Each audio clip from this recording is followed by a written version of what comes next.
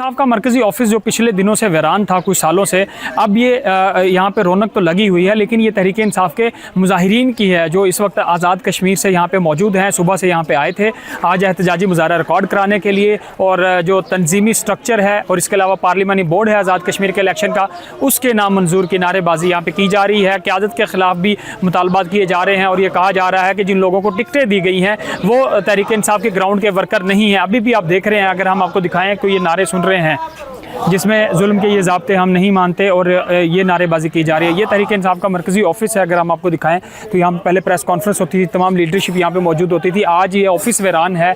यहाँ जो तहरीक इंसाफ का कंटेनर है, इसके अलावा 2023 के एहतजाज का जो कंटेनर है, मरकज़ी कंटेनर जिस पर इमरान खान के ऊपर हमला भी हुआ था, ये वो भी यहाँ पर वीरान पड़ा है। तो ये तहरीक इंसाफ के मरकज़ी ऑफिस के मनाजर हैं जिसमें आप देख रहे हैं कि एक बड़ी तादाद में तहरीक इंसाफ के जो आज़ाद कश्मीर के वर्कर्स हैं यहाँ पर मौजूद हैं और एहतजाजी मुजाहरा अपना रिकॉर्ड करा रहे हैं और क़यादत से मुतालबा कर रहे हैं कि जो टिकट्स दिए गए हैं वो टिकट तहरीक इंसाफ की आज़ाद कश्मीर में तबाही का बायस बनेंगे, ये भी कहा जा रहा है। तो ये मनाज़र इस वक्त इस्लामाबाद के मेन जो मरकज़ी ऑफिस है तहरीक इंसाफ का, वहाँ के आप देख रहे हैं। अब देखना ये होगा कि तहरीक इंसाफ की जो लीडरशिप है वो इसके ऊपर नोटिस लेती है, एक्शन लेती है या नहीं, या ये कारकुन इसी तरह यहाँ पे एहतजाज करते रहेंगे।